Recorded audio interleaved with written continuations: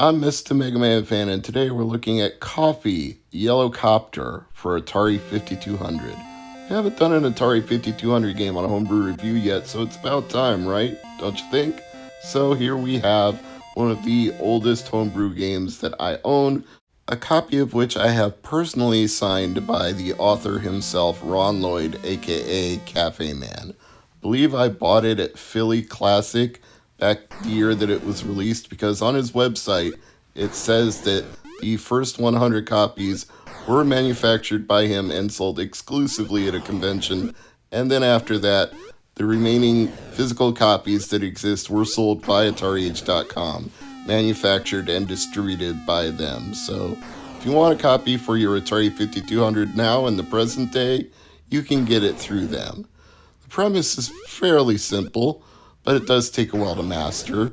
You are this yellow helicopter, hence Koffi the Yellow Kopter, and you collect rainwater and douse the forest fires. Those fires are being started by Pyro, and he's one big angry cloud. The fires are also endangering the forest creatures, which you can rescue by flying under the burning flames, picking them up, and dragging them to the right side of the screen where there are no trees on fire, at which point you get a bonus and you get extra rainwater, so it can help you douse the fires faster, and it feels good to save the creatures of the forest.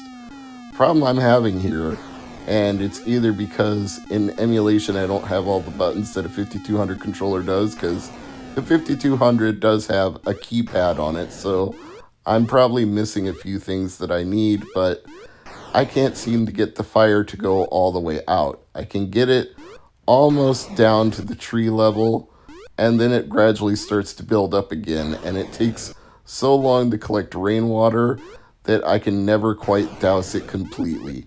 Even with the bonus for rescuing the forest animals, it doesn't seem to be possible, which is frustrating because I know there are 4 stages to this game, including a boss battle where you fight Pyro's mom, and she's even bigger and angrier than Pyro is, so I wanted to make more progress, but I think I'm missing some keypad buttons that I don't know how to emulate with the controller that I'm using, so maybe I just can't put this fire out. Maybe there's like a dump button that lets me release a whole bunch of rainwater all at once. I also thought maybe I needed to be flying directly at the level of the fire, like you fly at the top of the flames to start dousing them, and then you drop lower to douse them closer to the treetop. But usually trying to do that just ended up with my yellow helicopter touching the flames, which kills you. So, not effective. And if you're trying to collect rainwater and you get hit by the lightning, that kills you too, so that's not effective either. There's a trick to it, and I'm just not quite getting what it is.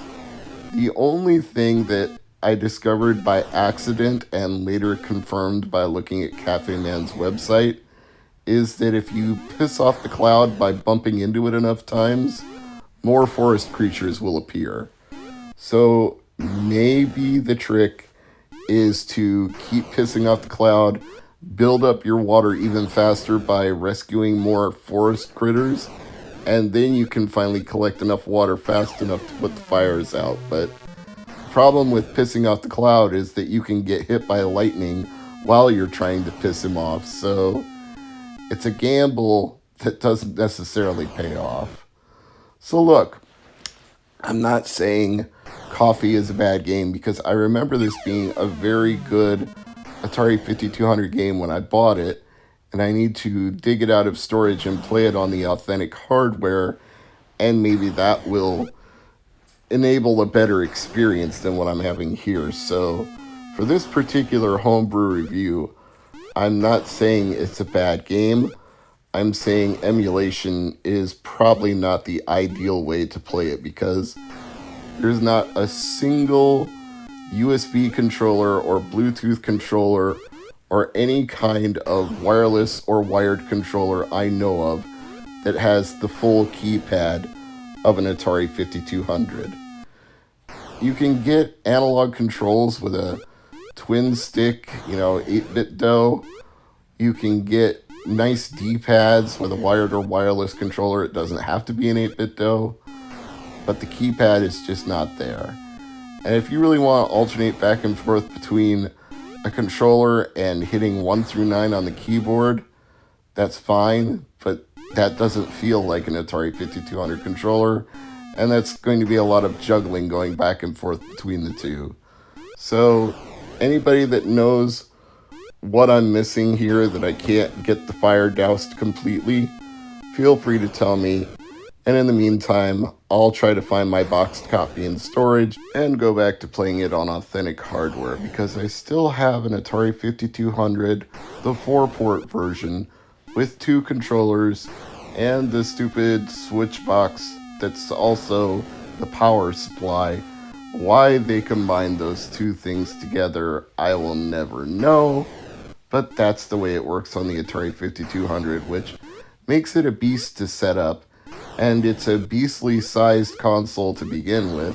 It's one of the biggest and heaviest ones that you can possibly own when you're into retro. And the cartridges are not small or light either, so let's just say an Atari 5200 is a serious investment of your time. And if you're going to own one and you can't buy it locally, make sure it is shipped to you very carefully in a very big box with a lot of padding inside, because the plastic can easily break in shipping. It's an old console to begin with, and because it's so big and heavy, it doesn't take more than a couple of bounces for it to crack like an egg. I got really lucky when I got mine 15-20 years ago, because it was actually a Christmas present from my sister, and she bought it from a seller on eBay and had the seller ship it directly to me. And it came in a very big box that was very well padded, and it worked right out of the box, and it still works today.